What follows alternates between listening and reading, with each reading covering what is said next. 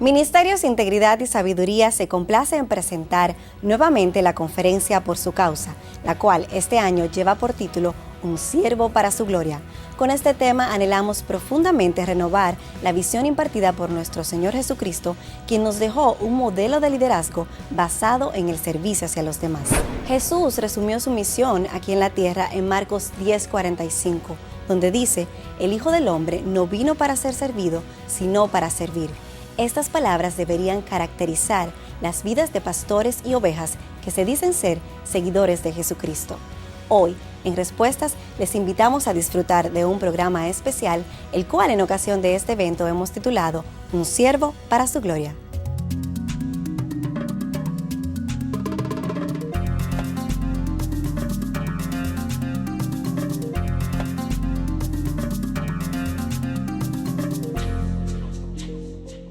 Bienvenidos a un programa especial de Respuestas, y en esta ocasión estaremos compartiendo con dos pastores amigos ya relacionados a este programa, el pastor Otto Sánchez de la Iglesia Bautista Osama de la zona oriental de nuestra ciudad y el pastor Sugel Michelén de la Iglesia Bíblica del Señor Jesucristo en Arroyo Hondo.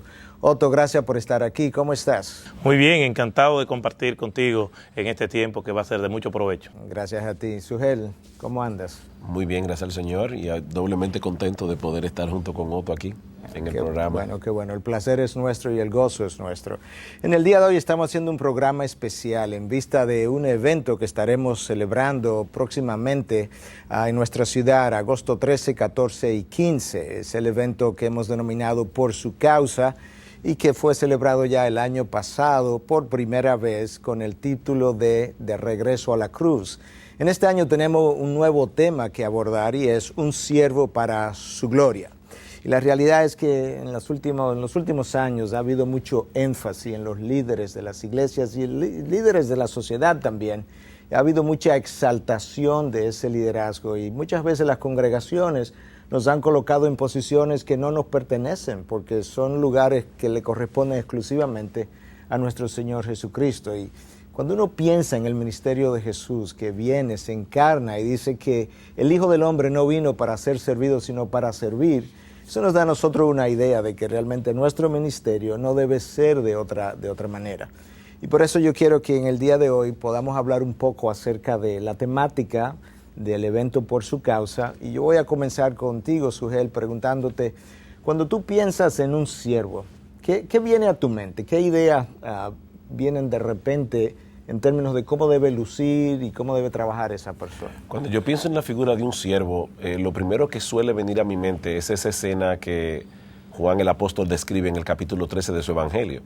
Dice la escritura que estando el Señor ya a punto de terminar su ministerio y teniendo Jesús una plena conciencia de quién era él, dice que se levantó de la mesa y conforme a la costumbre de aquellos días que había un siervo bien humilde que era el que lavaba los pies de los invitados, el Señor Jesucristo se levanta de la cena, se ciñe un manto, pone agua en un lebrillo y comienza a lavar los pies de estos orgullosos discípulos. El tiempo que el Señor pasó entre ponerse la toalla, echar el agua, era suficiente para que los apóstoles se dieran cuenta de lo que él iba a hacer, pero ninguno se movió. Ahora, lo interesante de esa escena es que el Señor no dejó que los apóstoles sacaran sus propias conclusiones de lo que ellos estaban observando allí. Cristo les dice explícitamente en el capítulo 13 de Juan, Él les pregunta, ¿sabéis lo que os he hecho? Vosotros me llamáis maestro y señor, y decís bien, porque lo soy. Pues si yo, el Señor y el Maestro, he lavado vuestros pies, vosotros también debéis lavaros los pies los unos a los otros, porque ejemplo os he dado, bien explícito, para que como yo os he hecho, vosotros también hagáis. De este pasaje podemos concluir definitivamente que el servicio, la conciencia de siervo, viene de la humildad y el amor. Cristo era grande y se humilló, hizo el trabajo del más bajo. Y como dice Pablo en Filipenses, por eso fue exaltado hasta lo sumo. Un siervo es alguien humilde y es alguien que tiene el amor de Cristo en él. Otto, ¿algo más que tú quisieras agregar a esto? Bueno, Sugel lo ha explicado muy bien. Simplemente quería decir que cuando oigo esta pregunta, cuando pienso en siervo, viene a mi mente, primero que nosotros tenemos la mente de Cristo, como le dice Pablo a los Corintios. tenemos la mente de Cristo, y si tenemos la mente de Cristo, vamos a tener una conciencia clara de lo que es el perfil de Cristo en asuntos como este. Y cuando vamos a las Escrituras, nosotros nos damos cuenta que se usan algunas palabras para describir lo que nosotros somos. Nosotros somos siervos y somos esclavos. Si somos siervos, si somos esclavos, entonces debemos entender que lo que nosotros estamos administrando, que lo que nosotros estamos haciendo, no es nuestro, es de alguien a quien nosotros tenemos que rendirle cuenta. Y si somos esclavos, no somos dueños de nada. Por lo tanto, cuando nosotros contrastamos eso con el perfil que vemos hoy en día, nos damos cuenta que verdaderamente nos estamos alejando cada día más del perfil que la palabra de Dios nos da de lo que debe ser un siervo. Un siervo es un esclavo que responde a los intereses de su dueño, tal y como lo establece el Nuevo Testamento. Curiosamente, la palabra líder, que es la que más se resalta hoy, es pocas veces usada en la Biblia, 5 o 6 veces si mal no recuerdo. Y la palabra que tú oyes una y otra vez es la palabra siervo o siervos del Señor, del Dios Altísimo. Y eso es lo que somos. De hecho, el apóstol Pablo decía, escribiéndole a los Corintios en su primera carta, capítulo 4, que todo hombre, que todo el mundo nos considere como servidores o siervos y administradores de los misterios de Dios. Eso es simplemente lo que somos, no más. Pero en el siglo XX, siglo XXI, ha habido un cambio de eso. Y yo quisiera que habláramos un poco de qué factores ustedes entienden que han contribuido a que el líder haya sido exaltado hasta un punto donde prácticamente se considera incuestionable. Y yo quiero comenzar contigo esta vez, Otto, preguntándote, ¿qué tú crees que ha producido o ha contribuido a esta crisis que la tenemos enfrente de nosotros todavía? Bueno, cuando nosotros vamos al Nuevo Testamento, específicamente a la carta del apóstol Pablo a los romanos, nos damos cuenta que el mundo en el que vivió Pablo y el que escribió Pablo no era un mundo muy diferente a este mundo relativista, un mundo muy pluralista de ideas, con un menú de creencias filosóficas y religiones muy amplio. El mundo de hoy es semejante. Entonces es importante recordar lo que Pablo le dijo a los romanos: no os conforméis a este siglo, a este mundo, porque este mundo tiene sus propias prerrogativas y dinámicas que son contrarias a las que el Señor establece como pautas para nosotros. Entonces, cuando nosotros vemos qué ha pasado, lo que podemos notar es que el hombre se ha conformado al mundo. Ya la inspiración, lo que nos mueve a nosotros a actuar, no es querernos parecer a Cristo, sino parecernos a los presidentes, a los artistas, con su derroche de poder, de fama, nutriéndose de la pleitesía de la gente. Entonces se ha quitado la mirada de Cristo como modelo de siervo para mirar esto, porque obviamente todo lo que estimula nuestro ego a nosotros nos gusta, y este mundo no estimula mucho la humildad. Los conceptos de grandeza de este mundo son antitéticos, son contrarios a lo que la Biblia establece. De hecho, la Biblia dice que el que quiera ser el mayor en el cielo tendrá que ser el menor aquí en la tierra. Y este mundo pues ha venido estimulando cada vez más eso, y la iglesia adaptándose más a lo que es la sociedad, el mundo, y ha perdido su perspectiva. La mercadología vende una imagen y convierte a esa persona en celebridad, aun cuando el carácter de esa persona no tenga nada con que pueda apoyar el nombre que está adquiriendo, ni haya contribuido a la sociedad de ninguna manera. Esos son nuestros tiempos. Sujel, ¿de qué forma tú crees que los líderes o la población en general, las ovejas a veces en la iglesia, han contribuido también a esta crisis de que estamos hablando? Mira, aparte de lo que mencionó Otto, yo creo que también hay una debilidad en el púlpito. Cuando el púlpito se centra más en el hombre y las necesidades que el hombre cree que tiene, en vez de centrarse en Dios y en la grandeza de Dios, lo que eso produce es un pueblo que distorsiona, por un lado, el concepto de verdadera grandeza, pero en segundo lugar, un pueblo que venera a ese individuo que aparentemente suple las necesidades más profundas que ellos presuponen tener. Y eso lo que produce precisamente son estas celebridades que estamos viendo hoy. Ahora, al igual que Otto, yo pienso que la mundanalidad ha jugado un papel aquí importantísimo. Cuando nosotros pensamos en mundanalidad, muchas veces lo que viene a nuestras mentes son pecados groseros, pero el orgullo es probablemente la característica más visible, más clara de lo que es el espíritu del mundo.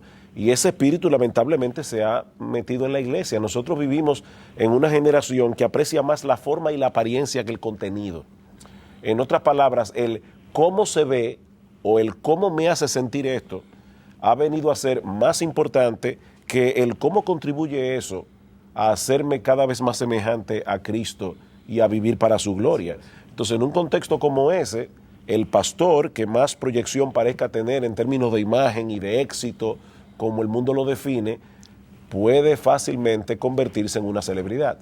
Ahora, Miguel, yo creo que es importante hacer una aclaración aquí, y es que Dios puede bendecir a un siervo suyo y hacerlo una figura pública. Nosotros conocemos hombres como John MacArthur, John Piper, Al Mohler, que tienen un ministerio de mucha preponderancia. Claro. Nosotros no podemos juzgar inmediatamente que el hecho de que una persona sea una figura pública es porque esa persona ha sacrificado su lugar de siervo en la iglesia. Eso es una posición que Dios da. Ahora, definitivamente, es indudable que muchos en el día de hoy han estado dispuestos a vender su primogenitura por un plato de popularidad. Eso es una realidad. Claro. El pastor C.J. Mahaney es quien dirige el ministerio Sovereign Grace, Gracia Soberana, cuya misión es establecer y apoyar iglesias alrededor del mundo. Veamos qué tiene que decirnos el pastor Mahaney en esta cápsula que hemos titulado Amando a quienes predicamos. Hazme un siervo para tu gloria. Listen, if you're a church planner, the moment your church begins, the very first Sunday your church commences, you're now a pastor. That's what you are. And that awareness that you're a pastor, that must inform your self-understanding. You can't avoid or you can't postpone caring for and about people because I'm a church planter. No, you're a pastor who happens to also be church planting. And church planting involves not only proclaiming the gospel, but it also requires caring for people. And the gospel you proclaim should create and does create an affection for those you serve and motivates you to sacrifice and share your life with them. So, do those you serve know you feel this way about them? Would they use these kinds of words to describe their interaction with you? Or do you simply view your role as preaching to them? Martin Lloyd-Jones says, to love to preach is one thing. To love those to whom we preach is quite another. This isn't about simply loving to preach. No, this is about loving those we have the privilege to preach the gospel we've been entrusted with to. And they should feel that love. You're not an orator. You're not a communicator. You're their pastor. And through your preaching and in their interaction with you, there should be affection. And if you find that your affection for those you are accountable to God for has been diminishing, then let me encourage you to warm your hardened heart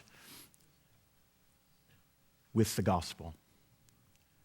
Because the gospel will make all the difference in softening your heart and creating an affection for those you're called to care for. I mean, there is just an inseparable relationship between your affection for people and your contemplation of Calvary. So we read in Acts 20:28, pay careful attention to yourselves and all the flock in which the Holy Spirit has made you overseers, to care for the church of God, listen, which he obtained with his own blood. So never seek to care for the church of God apart from an awareness of his death for them. Your care for them must be informed by his death for them, because your care for them can only be sustained over a lengthy period of time by the gospel. And contemplating the gospel and applying the gospel will create fresh affection for them. Listen, when you return home, give them the gospel and give yourself as well. Acabamos de ver un mini video con C.J. Mahaney, que es uno de los conferencistas, de hecho el conferencista principal de este evento que estamos celebrando y que al cual hemos hecho alusión ya. Seguimos conversando con el pastor Otto Sánchez y Sujel Michelén, y yo quisiera que habláramos un poco ahora de cómo cuidar esa gloria de Dios a la hora de nosotros ir a hacer el trabajo, porque mucha gente habla de que estamos haciendo esto para la gloria de Dios y no toma en cuenta lo que está diciendo. La gloria de Dios es su esencia, lo que Él es, la reflexión de todos sus atributos. Entonces, a la hora de ir a trabajar, si yo voy a hacer algo para su gloria, y yo no puedo olvidar eso de lo que su gloria es, ¿cómo yo me cuido de eso a la hora de ser un siervo bajo la autoridad de Dios, de que yo no vaya a disminuir su gloria? Yo creo que una de las cosas más importantes es que el siervo de Dios adquiere un entendimiento cada vez más claro de la grandeza de Dios por un lado, en contraste con nuestra impotencia y pequeñez y pecaminosidad por el otro. Imaginemos a Isaías en esa escena de Isaías capítulo 6, esa visión que él tuvo en el templo de la gloria de Dios. ¿Cuál fue la reacción que eso provocó en Isaías? Él se sintió deshecho. ¡Ay de mí! Que siendo un hombre inmundo de labios y habitando en medio de un pueblo que tiene labios inmundos, han visto mis ojos al rey. Y es interesante que fue precisamente en ese contexto que Dios llamó a Isaías para el ministerio. Otra cosa, Miguel, que yo creo que debemos tomar en cuenta es recordar constantemente cuál es la naturaleza de nuestro llamamiento.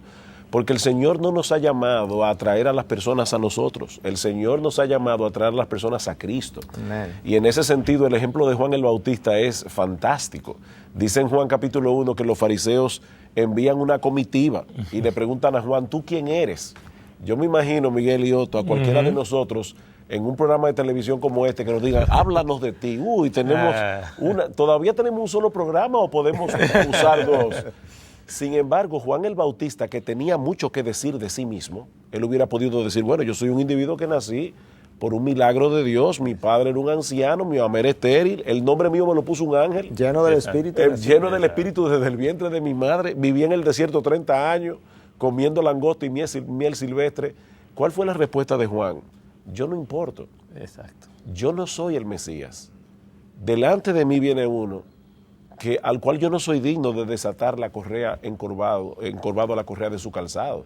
Y cuando ellos insisten, le dice, pero ¿tú quién eres? Yo soy la voz de uno que clama en el desierto. Otra vez apuntó hacia el Señor. El Espíritu Santo fue enviado para glorificar a Cristo. Un hombre lleno del Espíritu de Dios va a poder luchar con esa tendencia del corazón humano a buscar nuestra propia gloria para buscar la gloria de Él. Nuestro concepto, nuestra visión de Dios va a influenciar enormemente a la hora de trabajar para su gloria o en contra de su gloria. Otto, pensando en cosas que pudiéramos hacer y que pudieran empañar esa gloria, como advertencia para los que escuchan, ¿qué tú nos puedes decir? Yo pienso que nosotros podemos empañar la gloria de Dios de una manera privada, muy íntima, y de una manera pública. Te he escuchado decir que nuestra carne puede asumir posiciones muy piadosas y pasarnos y hacernos vender como personas muy íntegras, pero dentro de nosotros lo que queremos es la gloria, el reconocimiento. De hecho, San Agustín decía, el hombre orgulloso se cree humilde y el humilde se cree orgulloso. Esta es la gran paradoja del ser humano. Entonces, es posible que en mi orgullo muy bien elaborado, muy bien estructurado, yo me deje pasar como una persona piadosa, pero sin embargo soy un arrogante, un orgulloso. Entonces, esa puede ser una manera de empañar la gloria de Dios de una manera muy íntima, pero también podemos hacerlo de manera pública, adjudicándonos el crédito que Dios merece cuando nosotros hacemos algo bueno, pero también cuando nosotros queremos que todo esté centralizado en nosotros. O sea, incluso podemos decir, no, esto es para la gloria de Dios, pero nos deleita realmente que la gente nos aclame. Entonces, pienso que de esas dos maneras nosotros podemos empañar la gloria de Dios.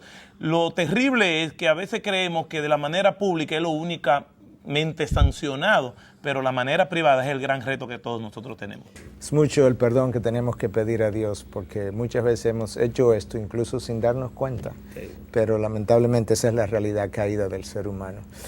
Siempre es bueno pensar en personajes bíblicos, como que nos podemos identificar con ellos, porque a veces algunos usan la excusa, bueno, el Señor Jesucristo era Dios, ¿qué tú esperas?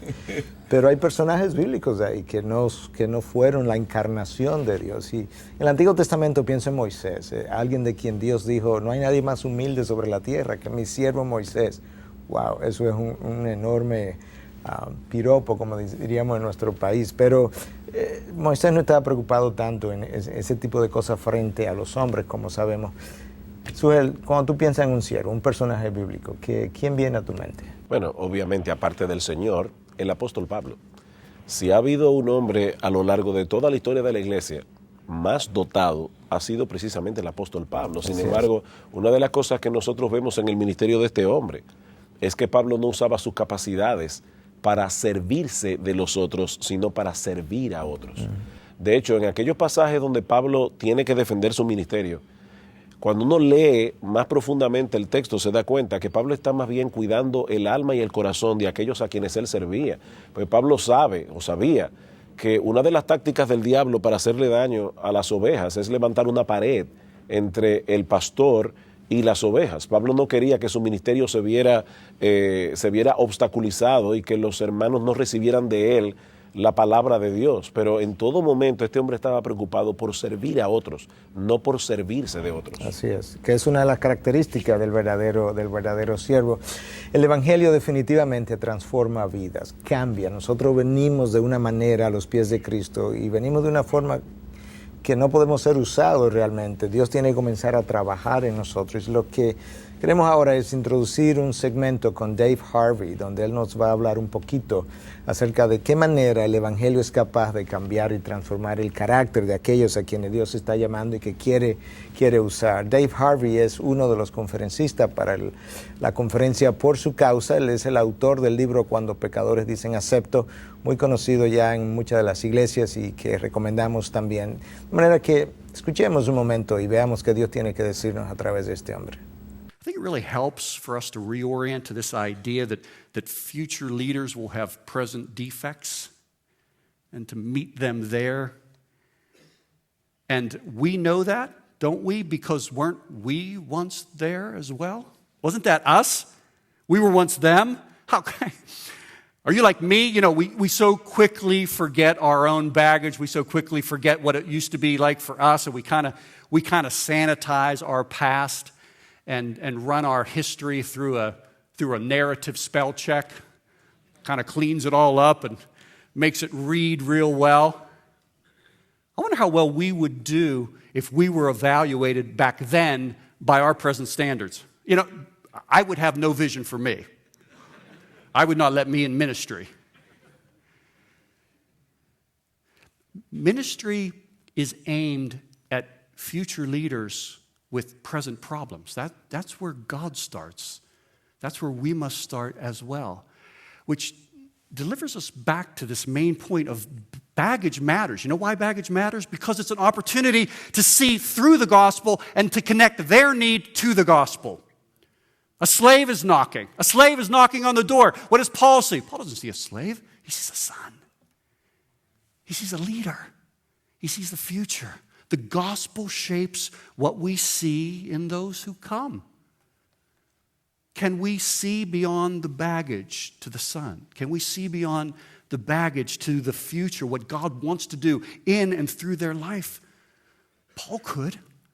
Paul started with conversion, engages Onesimus all the way through to usefulness. He says, formerly he was useless to you, Philemon, but now indeed he's useful to you and to me. It's a remarkable statement. He's able to see, Paul's able to see beyond himself, beyond his own prison, beyond his own problems, all the way through Onesimus' baggage, all the way to gospel usefulness. Paul saw that leaders take time. Developing leaders takes time. Developing leaders, to do so, we must see through their baggage. Siempre se ha dicho, como acabamos de ver, que Dios no llama al equipado, sino que Dios equipa a quien Él llama. Y parte de ese equipamiento es formar su carácter. Toto, a la hora de Dios comenzar a formar en ti, en mí, en Sujel, en cualquier otro, un corazón de siervo, ¿qué cosas, qué experiencias de la vida, de su ministerio, tú crees que Dios con frecuencia, de manera recurrente, lo hace en uno y lo hace en otro, Dios termina usando para crear esa imagen en nosotros? Bueno, los métodos de Dios son administrados conforme a su soberanía. Yo pienso que no hay una fórmula, sí, pero sí podemos encontrar a través de las Escrituras métodos que Dios ha usado y que podemos identificarlo muy bien. En Job capítulo 1, cuando Satanás se presenta a aquella corte celestial, Dios le dice a Satanás: te has fijado en mi siervo Job. Dios usa esa palabra, siervo. Sí. Y comienza una serie de situaciones adversas, muy difíciles para Job, que todos nosotros conocemos. Sin embargo, esto es lo que provoca en Job que él pueda decir: de oídas te había conocido y ahora mis ojos te ven. Lo que quiere decir que toda esta adversidad, y es una herramienta que Dios usa, el sufrimiento, el dolor, la adversidad, para forjar en nosotros un carácter. Y esto tiene que ver con la prueba en sí, pero con el tiempo en el que ella se desarrolla, porque Dios tiene un propósito para nosotros. Entonces, el dolor, el sufrimiento, las situaciones adversas, las frustraciones, los fracasos, todo forma parte del propósito de Dios para forjar en nosotros el carácter que Él quiere que nosotros tengamos. Cuando vemos la vida de los discípulos, las persecuciones, los sufrimientos que Pablo tuvo como apóstol, ahí en 2 Corintios capítulo 11, versículo 22 en adelante, vemos que todo eso ha repercutido para formar en Pablo un carácter y por consiguiente a todos nosotros los creyentes. Decía Martín Lutero que la receta para ser un buen teólogo es oración, dolor y sufrimiento. Entonces, y estudio de la palabra. Entonces, realmente nosotros no podemos escapar a eso. Ahí vivimos en una cultura que se resiste a sufrir y creemos que los sufrimientos son una derrota y son parte de los mecanismos que Dios usa para llevarnos a depender más de Él y a reconocer nuestras vulnerabilidades. Y no hay otra manera. Un siervo con integridad de corazón es uno de los temas que va a ser abordado en esta conferencia que a la cual hemos estado haciendo alusión ya durante el programa. Un siervo para su gloria es el tema general, pero tenemos uno de nuestros charlistas del programa con nosotros, el pastor Sugel Michelén, y contigo queremos hablar precisamente de ese tema porque es tu tema, ¿verdad? Y yo creo que es importante que recalquemos esto, porque yo recuerdo haber dicho en una ocasión, ya sea en una prédica o en una enseñanza, que la realidad es que nosotros podemos predicar lo que no amamos, predicar lo que no creemos, predicar lo que no practicamos e incluso orar y pedir por las cosas que nosotros realmente no queremos. Y todo eso tiene que ver con integridad. Háblanos un poco de eso que es el corazón de tu tema, Sugel. La palabra integridad proviene de una raíz latina que significa entero, completo. De ahí que también se use para hablar de algo que está intacto. La integridad es al carácter, lo mismo que la salud es al cuerpo. Una persona íntegra es una persona sin doblez, es una persona sin hipocresía, es un individuo que presenta la misma imagen cuando está en el púlpito predicando, cuando está en el seno de su familia, cuando está en su trabajo, cuando está en la iglesia. Recuerdo hace un tiempo que leí, no recuerdo dónde, de una niña que le dice de repente a la profesora de escuela dominical: ay, yo quisiera vivir aquí en la iglesia. Y la profesora se sintió tan contenta, ¿verdad?, por ese deseo de esta niña. ¿Y por qué tú quieres vivir aquí en la iglesia? Dice: porque mis padres son tan simpáticos aquí. Definitivamente, esta es una familia que no tenía integridad. Ellos eran una cosa en la iglesia, ellos eran una cosa en su casa. En el caso de un siervo, de un pastor, de un líder en una iglesia, esto es crucial, Miguel y Otto. Un pastor es una persona que debe manifestar en primer lugar integridad de carácter. Él debe ser el mismo, donde quiera que esté. Debe tener integridad familiar. Su esposa, sus hijos, cuando lo ven en el púlpito, no deben estar sentados en la iglesia pensando: pero qué hipócrita es mi esposo, o qué hipócrita es mi papá. Es un hombre que debe tener integridad doctrinal. Hoy día, lamentablemente, muchos púlpitos están padeciendo el hecho de que hay hombres que están endulzando el evangelio, están haciéndolo más potable para que la gente no se le vaya de la iglesia. Un texto para mí que debe ser el estandarte de todo hombre de Dios que predica es 2 Corintios 2:17. Pablo dice: no somos como muchos que medran falsificando la palabra de Dios, sino que con sinceridad, como de parte de Dios y delante de Dios, hablamos en Cristo. ¿Qué conciencia? Yo estoy hablando de parte de Dios y yo estoy hablando delante de Dios. La responsabilidad de eso, esa idea, ese concepto, que yo estoy hablando de parte de Dios, pone sobre nosotros una responsabilidad monumental a la hora de enseñar, predicar y de vivir. Otto, tú tienes un tema muy bueno también y tiene una gran responsabilidad porque es el penúltimo tema de la conferencia después de 3 días de escuchar diferentes cosas acerca de la condición de un siervo, y el tema es pasión por Dios. Yo creo que mucha gente habla de que tiene pasión por Dios y realmente es pasión por su ministerio, por lo que está haciendo, por su propia obra, su propio reino. La iglesia de Éfeso se le llamó la atención, el Señor Jesucristo le llama la atención el libro de Apocalipsis cuando le pasa revista y le dice, sabes que ha hecho esto muy bien, doctrinalmente estaba muy bien, incluso desenmascaraste a aquellos que se llamaban apóstoles y no lo eran, pero tengo algo contra ti, tú has perdido tu primer amor. Y hablemos un poquito de esa pasión por Dios que el siervo debe tener. Bueno, nosotros encontramos en las Escrituras, específicamente en el Nuevo Testamento, la palabra pasión aparece como algunas 7 veces. Y todas esas menciones es en sentido negativo. Pero la connotación que tenía la palabra en los tiempos bíblicos y la que tiene ahora no es la misma. Por lo tanto, podemos aplicar el término pasión a cosas buenas, como también a cosas malas también. En este caso, es pasión por Dios, cosas buenas. Y pasión podemos definirlo como una entrega viva y real hacia algo. En este caso es por nuestro Señor, que nos amó y que nosotros estamos muy conscientes de lo que Él ha hecho en nosotros, de esa gracia que ha sido derramada. Y es una incongruencia decir que nosotros tenemos pasión por Dios y no tenemos pasión por su reino o no tenemos pasión por la gente. La pasión enfocada en términos de fe tiene que tener un orden. Pasión por Dios, pasión por el reino y pasión por la gente. Así es. Por eso muchas veces, en ocasiones, no muchas veces, me he relacionado, he conocido personas que son celebrity, como las que hablábamos ahorita, personas que son muy conocidas, que han escrito libros, y cuando me le he acercado, me he decepcionado.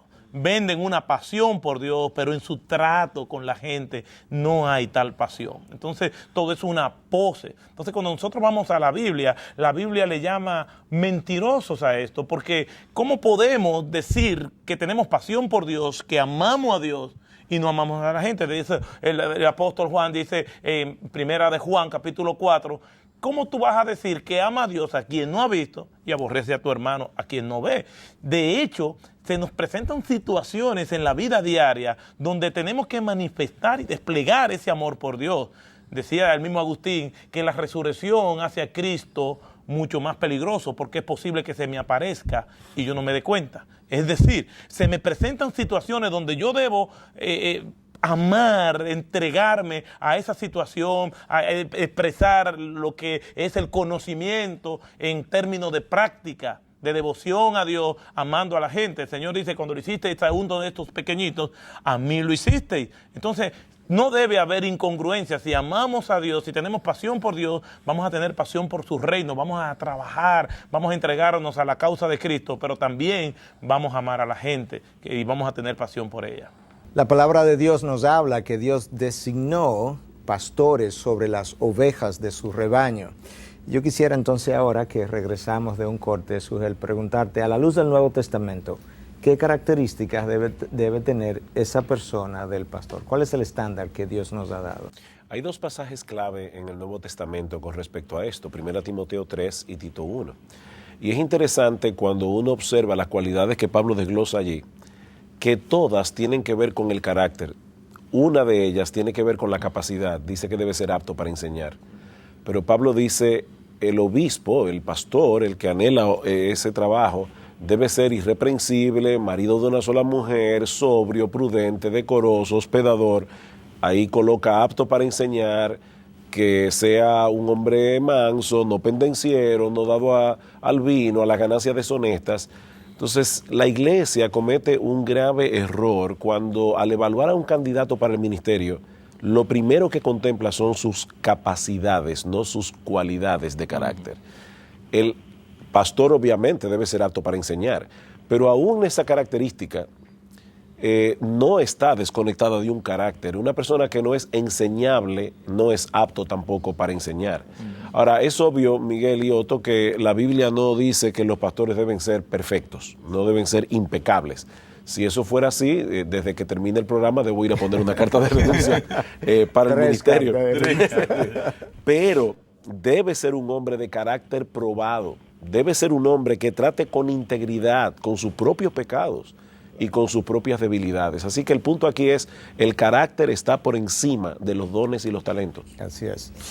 Aptos para enseñar. Obviamente, para yo poder enseñar tengo que tener devoción por el estudio de su palabra. Veamos qué tenemos en el día de hoy acerca de este tema.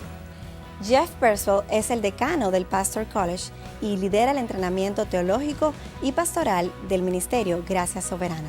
A continuación les invitamos a disfrutar de una cápsula con el pastor Perswell. Hazme un siervo para tu gloria. We've been arguing this. The governing priority for the faithful pastor is devotion to the teaching of God's Word. If so, what are the implications? I want to talk about two sets: personal implications and team implications. Personal implications and team implications. Personal, I think the personal implications are pretty clear. I think we've talked about these. If teaching is the governing priority, then study should be a dominant task. We are called to a lifestyle of glad devotion to biblical interpretation. Isn't that great? A lifestyle of glad devotion to biblical interpretation. We are called to a preoccupation of theological reflection. That's scandalous. Oh, my. That's what we're called to. And we're to grow in our communication of the truth. You know, there's an elder, all the eldership requirements aren't found in 1 Timothy 3 and Titus 1. Those are lists, but there's eldership requirements scattered throughout the pastorals. One of those that's not found in the list, it's commanded of Timothy, it's commanded of us. Practice these things. He's talking about teaching and exhorting. Practice these things, devote yourself to them so that all may see your progress. So practice. Study, not just for yourself, not just in your own way, but study in such a way that others see progress. You know, I've watched you over this year, I've watched you over this season, I've watched you over this 2 years. You know, I see progress. That's an eldership requirement.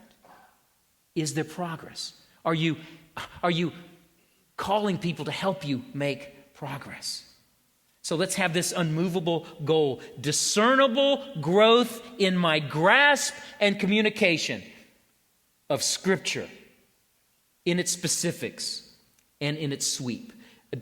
Discernible growth in my grasp and communication of Scripture, in its specifics and its sweep. That's a goal I have. That's a goal I want to follow, I want to pursue. Otto, uno de los temas de la conferencia a ser tratado por Jeff Perswell, que acabamos de ver, es el líder y su debilidad, o el líder y sus debilidades. Y decíamos que eso es algo que en el contexto latinoamericano, yo creo que en general, pero también en nuestra cultura, como que no se concibe que nosotros los líderes tengamos debilidades. ¿Qué tú piensas de esto? ¿Qué tú le puedes decir a aquellos que escuchan de... ¿Tenemos, no tenemos debilidades? Háblanos de esto. Bueno, el decir que no tenemos debilidades es una mentira clara y abierta. Todos tenemos debilidades. Cuando nosotros nos vamos a las cartas de Pablo, segunda a los Corintios, capítulo 4, Pablo en los versículos 7 y 8 dice que nosotros somos vasos de barro, que estamos perseguidos, que un vaso de barro tiene grietas. El gran valor del vaso de barro es el contenido que tiene. El gran valor que nosotros tenemos es el contenido de la gloria de Dios, el contenido de Cristo, el conocimiento, la revelación. Pero corremos el peligro de quebrarnos, de agrietarnos. Entonces, nosotros obviamente tenemos un montón de debilidades. quizás la diferencia entre una persona que agrada a Dios y una que no agrada a Dios no es el hecho de que no tenga debilidades, es que estas debilidades no estén en tratamiento. El apóstol Pablo nos dice claramente en 2 Corintios 12:7, y para que la grandeza de las revelaciones no me exaltase desmedidamente. O sea, obviamente todos nosotros tenemos el riesgo de deslizarnos, de venir y tropezar, y tristemente en algunas ocasiones nos vence el pecado, perdemos una batalla, pero obviamente tenemos la gracia de Jesucristo que nos cubre. Pero obviamente si tenemos debilidades, y una de esas debilidades con las cuales tenemos que luchar es con la debilidad del orgullo, que tanto nos corteja y tanto nos estimula Satanás a tomar de los sorbos de la gloria de Dios que están destinados únicamente para Él, y que nosotros los degustemos y que estimule nuestro ego. Pero nuestras debilidades están ahí para recordarnos nuestras vulnerabilidades y a la vez para recordarnos nuestra dependencia de Dios. Amén. Bueno, el apóstol Pablo decía que el poder de Dios se perfecciona en la debilidad, y por eso él se gloriaba en esas debilidades. El problema es cuando la ocultamos o la tapamos tanto para dar una imagen que realmente no tenemos. Rendición de cuentas en la vida de un siervo. Ese tema va a ser tratado de diferentes maneras a lo largo de la conferencia que hemos venido anunciando. Y quería comenzar este último bloque ya contigo, Sugel, preguntándote acerca de este proceso de rendición de cuentas y la salud del mismo para con nosotros. Mire, yo creo que la clave está en que los pastores recordemos cuál es nuestra identidad primaria. Antes que pastor, yo soy cristiano, yo soy una oveja de Cristo y por lo tanto yo debo ser pastoreado. Por eso es que es tan importante que una iglesia posea una pluralidad de pastores, donde los pastores se traten unos a otros como ovejas del Señor. Así es. Yo les digo sinceramente que yo me siento sumamente agradecido al Señor por tener otros 5 pastores por encima de mí, que me aman, que me señalan las cosas, como yo también he tenido que hacer ese papel con ellos. Eso es fundamental. Dice en Eclesiastés, mejores son 2 que 1, porque si cayere el uno, levantará a su compañero, pero ay del solo, que cuando cayere no habrá segundo que lo levante. Entonces yo creo que el punto está en recordar eso. Nosotros somos, antes que pastores, ovejas de Cristo. Como ovejas tenemos nuestras debilidades. Como ovejas necesitamos ser pastoreados. Hay iglesias que providencialmente tienen un solo pastor, y mi consejo sería que ese pastor busque amigos pastores. Así es. A quienes él rinda cuentas. Y sobre todas las cosas, yo creo, Miguel, Otto, nosotros debemos ser sensibles a nuestras esposas, estar abiertos a nuestras esposas, porque ellas son ayudas idóneas. Y ellas nos conocen mejor que nadie. No esclavas idóneas. Exacto, ayudas idóneas. Y ese es un área donde ella nos puede ayudar enormemente, de manera que aprecio esa última observación mucho. Otto, vulnerabilidad, transparencia, rendición de cuentas, hablan un poquito de eso. Bueno, gracias a Dios, como Sugel y yo sé que tú también, Miguel, vivimos en una comunidad pastoral, y yo tengo, en cuanto a eso se refiere, tengo lo que yo llamo mis auditores internos, que son los pastores que pastorean ahí conmigo. No tomo ninguna decisión sin consultarla con ellos y sin tener la anuencia y el permiso de ellos. Y yo puedo decir, bueno, lo que pasa, todos ellos se convirtieron, yo fui el primero de pastor de la iglesia. Sin embargo, yo no asumo eso como algo que me ponga a mí por encima de ellos. No tomo posiciones por encima de ellos, pero a la vez tengo mis auditores externos, donde si en algún momento los mecanismos internos fallan, ellos saben, comenzando con mi esposa, que ellos tienen la autoridad de llamar a ciertas personas que le van a decir lo que está ocurriendo y que estas personas están en una posición de autoridad. Ese modelo lo encontramos aquí en Cristo, donde ellos pueden hablar libremente acerca de la persona de Jesús, que es el líder. Yo creo que quizás algo que puede ayudar en parte en la congregación a entender la necesidad de poder tener cierto nivel de transparencia y vulnerabilidad es la manera en que nosotros podamos hacer algo de eso en el púlpito, sin irnos más allá donde debemos, porque obviamente no queremos hacer cosas en el púlpito que nos desvíen la atención de donde el púlpito la debe tener. Pero yo creo que de vez en cuando a mí me ha tocado decir, yo he estado ahí, yo se lo digo porque así somos nosotros, así es la naturaleza humana, esa ha sido mi experiencia, yo he tenido que luchar con eso. Yo creo que eso como que le da permiso a la congregación para decir, bueno, pues yo también puedo comenzar a hacerme transparente y vulnerable. ¿Cuál ha sido la experiencia de ustedes en el púlpito en ese sentido? ¿Qué comentario tienen? Mira, es sumamente importante que la iglesia vea a sus pastores como hombres de carne y hueso. Nosotros no descendemos de una nube el domingo al púlpito para predicar y luego ascendemos al Olimpo, donde viven unos cuantos privilegiados que no tienen la misma lucha que el resto de los mortales. Y el hecho de usar ilustraciones personales es un recordatorio constante a la iglesia. Yo soy de la misma masa que ustedes, yo estoy sujeto a las mismas tentaciones, a las mismas debilidades. Yo le doy muchas gracias al Señor por Romanos capítulo 7, versículo 14 en adelante, cuando Pablo dice... describe allí su lucha con el pecado que todavía mora en él. O sea, yo creo que el traer una ilustración personal puede ser un medio muy poderoso para darle a la iglesia una perspectiva adecuada de quiénes somos nosotros. Pero yo traería esa nota de cautela que tú trajiste hace un momento. Nosotros debemos recordar que en el púlpito estamos para llamar la atención de la gente hacia Cristo. Si constantemente estoy trayendo ejemplos personales de mi esposa, de mis hijos, de mi vida, a la larga eso puede tener un efecto contrario al que nosotros estamos buscando. Y ahí debe haber una nota de balance. Viene a mi mente Hechos capítulo 3. El apóstol Pedro está predicando ante el Sanedrín y le dice, ustedes negaron al santo y al justo y pedisteis que se odiese un homicida. Yo me imagino a algunos pensando, pero ven, que ¿cómo este individuo dice que nosotros negamos al Señor? Si hace 40 días él hizo lo mismo. Sin embargo, el apóstol Pedro había pedido perdón al Señor y con autoridad de Cristo predicó la palabra y no necesariamente tuvo que traer esa nota personal allí. Yo creo que uno tiene que pedir al Señor sabiduría para saber en qué momento traer esa nota y en qué momento no traerla para llamar la atención sobre el Señor. Pero a veces tenemos que traerla precisamente para que la gente no ponga la atención sobre nosotros. O sea, hay un balance allí que debemos pedir sabiduría al Señor. Se nos fue el tiempo, pero quería darle un chance corto para que puedan despedirse y al igual yo, Otto, ¿estás de acuerdo con eso? Rápidamente. Sí, yo puedo administrar mi sinceridad, hablar la verdad, pero mi intimidad tengo que saber cómo yo la manejo.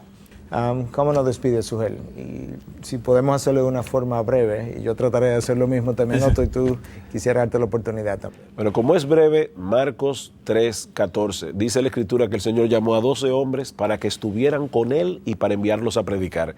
El aspecto más importante es, primero, estar con Cristo, luego la labor que Él nos ha llamado a hacer. Otto. La vida de Pedro, que es uno de los discípulos, y me reguindo ahí de Sugel, vemos que es evidente. Pedro funcionaba si estaba cerca de Jesús. Cuando estaba lejos de Jesús, Pedro no funcionaba bien. Separado de mí, nada podéis hacer, dice la Escritura. Suena como nosotros. Gracias a usted que ha estado en este día acompañándonos a través de este programa que hemos hecho a propósito precisamente del evento Un Siervo para su Gloria. Es un evento que va a ser llevado a cabo en Sanssouci, como hicimos el del año pasado también, y que va a tener charlistas internacionales y nuestros hermanos que han estado aquí en el programa como invitados.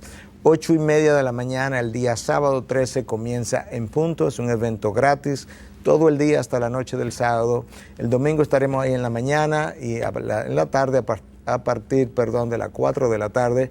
Y el lunes, que ahora es un día laborable, estaremos ahí a partir de las 6:45 de la tarde, ya tardecita, comienzo de la noche. Le esperamos y gracias de nuevo que usted nos ha apoyado este día y múltiples otros días anteriores siendo parte del programa, escribiéndonos y animándonos a continuar. Que Dios les bendiga. Esperamos que hayan disfrutado nuestro programa en el día de hoy. Solo nos resta darles las gracias por su sintonía e invitarles a que nos acompañen los días 13, 14 y 15 de agosto en el Puerto Sanssouci en Santo Domingo. Nuestro evento es totalmente gratis y para más información puede dirigirse a nuestra página en internet porsucausa.org. Vayamos tras las pisadas de Jesús y no perdamos la bendición y el privilegio de convertirnos en siervos para su gloria.